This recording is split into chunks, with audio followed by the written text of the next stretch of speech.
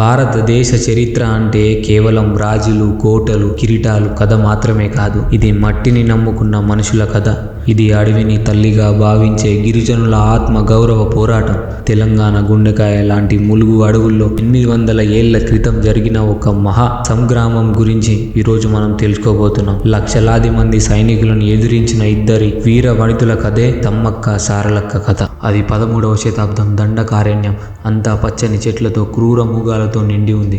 ఒకనాడు కోయ గిరిజన తెగకు చెందిన వేటగాడు అడవిలోకి వెళ్లారు. అక్కడ వారు ఒక దృశ్యాన్ని కనిపించి చూసి ఆశ్చర్యపోయారు. భయంకరమైన పులుల మధ్య ఒక చిన్న పసిపాప ఏ భయం లేకుండా ఆడుకుంటుంది. ఆ పాప నవ్వుతుంటే అడివంతా ఒక వింత కాంతితో మెరిసిపోతుంది. గిరిజన దొర ఆ పాపను దైవ ప్రసాదంగా భావించి తన ఇంటికి తెచ్చుకున్నాడు. ఆమెకు సమ్మక్క అని పేరు పెట్టారు. సమ్మక్క పెరుగుతున్న కొద్దీ ఆమె మహిళలు ఊరంతా వ్యాపించాయి. ఆమె అడుగు పెడితే పంటలు పండేవి. ఆమె ప్రకృతిలోని మూలికలతో పసరు తీసి ఇస్తే చనిపోయే స్థితిలో ఉన్నవారు కూడా ప్రాణాలతో లేచేవారు. గిరిజనులందరికీ కేవలం ఒక యువతి కాదు, సాక్షాత్తు అడవి తల్లి. సమ్మక్కను మేడారం ప్రాంతానికి చెందిన పైడిద్దరాజుకిచ్చి వివాహం చేశారు. వారికి 3 సంతానం కలిగారు. పెద్ద కుమార్తె సారలమ్మ, చిన్న కుమారి నాగులమ్మ మరియు కుమారుడు జంపన్న. వీరంతా అడవిలోనే పెరిగాడు. అడవి జంతువులతో యుద్ధం చేయడం నేర్చుకున్నారు. అయితే ప్రశాంతంగా ఉన్న మేడారంలో వీధి ఒక పెద్ద విపత్తును తెచ్చింది. వరుసగా 3 ఏళ్ల పాటు వర్షాలు లేవు.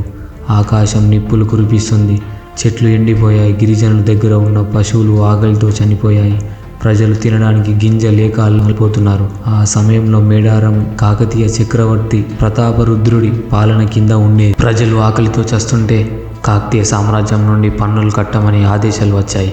పైడిద్దరాజు కాకతీయ సేనానులతో ఇలా అన్నాడు: నా ప్రజల కడుపు నిండితేనే కదా నేను మీకు కప్పం కట్టేది.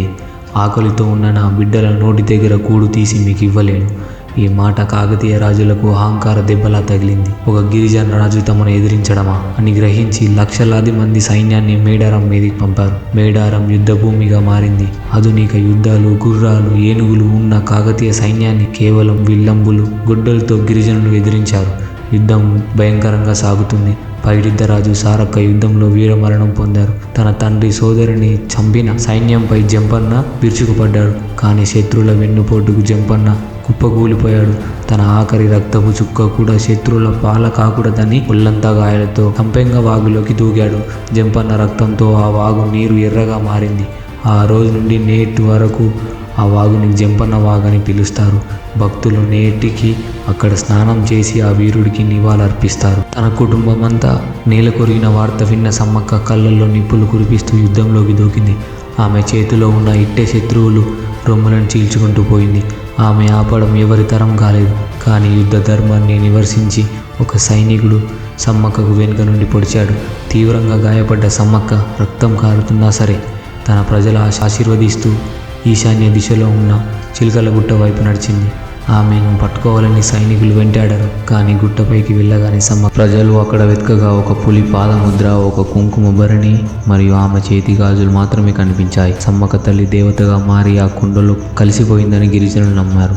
అదృశ్యమైన ఆ చిలుకల గుట్టే నేడు కోట్లాది మందికి నమ్మకం. 2 ఏళ్లకు ఒకసారి జరిగే మేడారం జాతరలో ఏ విగ్రహాలు ఉండవు. కేవలం ఆ చిలుకల గుట్టు నుండి తెచ్చే కుంకుమ భరణి గద్దపై ప్రతిష్ఠిస్తారు. ప్రజలు తమ బరువు చనుమైన బెల్లాన్ని బంగారం ముక్కుగా చెల్లిస్తారు. ఎందుకని మేడారం 2 సంవత్సరాలకి ఒకటిసారి జరుగుతుంది.